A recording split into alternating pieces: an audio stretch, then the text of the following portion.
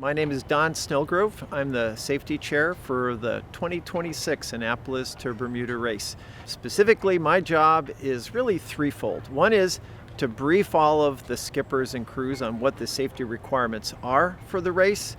And then second is to coordinate a physical inspection of all boats with one of the 10 safety inspectors that we have trained and are eligible to come out and do the actual physical inspection of each boat. And then three is to ensure that when I do an inspection, that all of the requirements that are listed in our safety and equipment requirements are met by the boat that I'm inspecting.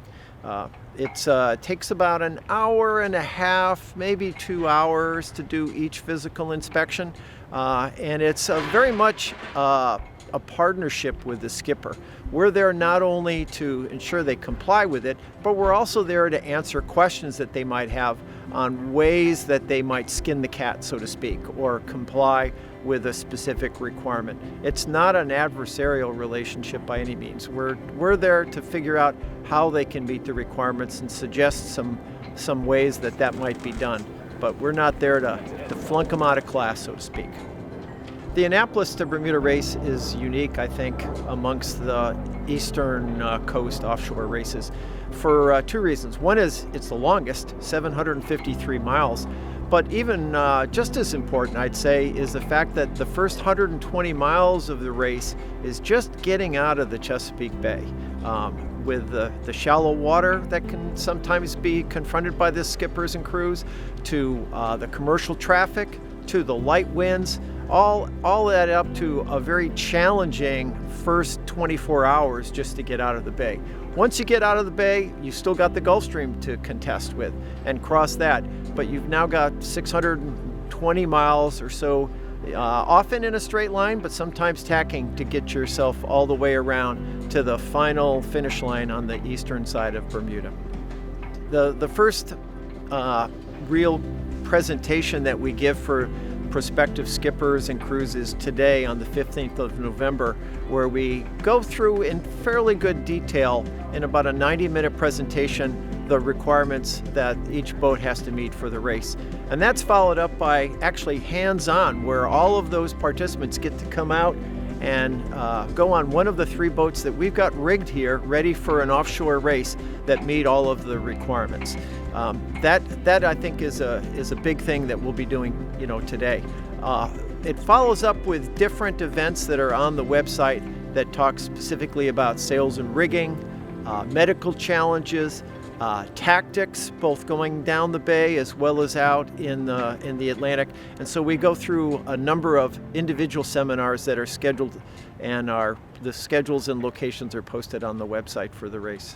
Some of the questions we get asked, I think, come up often are some of the unique things that are needed for this race. So, for example, how do I get another bilge pump installed in the boat, and where would I put it, and how do I evacuate the water that this bilge pump is pumping? That's often a common one. Or hatch boards, how do I secure my hatch boards to the boat so they don't fall over the side? There's many ways to skin these cats, and we're there to provide some recommendations to them. But it's up to the skipper and the crew to figure out exactly how they want to implement them.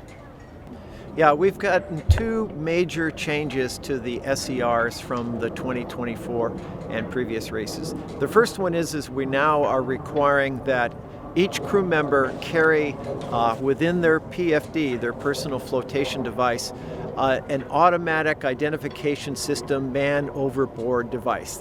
It's called an AIS MOB.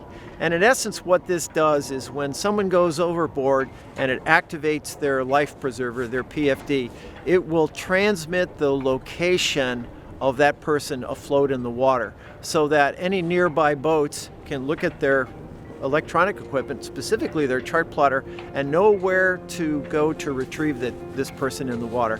Very helpful at night, very helpful in very stormy sea conditions. The second one that is a requirement that's new this year is we want the skippers or a surveyor to do a hull keel inspection, both with the boat in the water and out of the water, to ensure that we've got a nice, tight seal between the hull and the keel, and that mechanically the keel is well secured to the boats, because other boats have had issues with this in the past, and we're trying to stave off any kind of problems that a participating boat might have, especially out in the North Atlantic, which is not always very forgiving. This is my fourth time doing the Annapolis to Bermuda, or actually I've done the race 4 times. I've been able to develop over the thousands of miles that we've used the boat Himmel for racing, not only in the Bermuda race but across the Atlantic. I've developed, I think, what is a really solid crew and some really solid friendships with the men and women that come back year after year to go ahead and challenge not only themselves but challenge the team to handle what can be pretty challenging conditions sometimes as we go through the North Atlantic. I would say probably the friendships that I've developed last much longer than the end of the race, and that's probably the thing I enjoy the most. Yeah, I think it's been an exciting day so far. We've gotten through the ground classrooms. Now we're looking at how the PFDs can be configured, as well as doing the physical inspections of the boats. It's exciting to get close. We're 6-7 months away. Don't forget, the 31st of December is the last date to register if you want to take advantage of the early bird discount. So put it on your calendars, make sure you register by that date, and I look forward to talking to all the future skippers and crews as we inspect the boats here come this spring.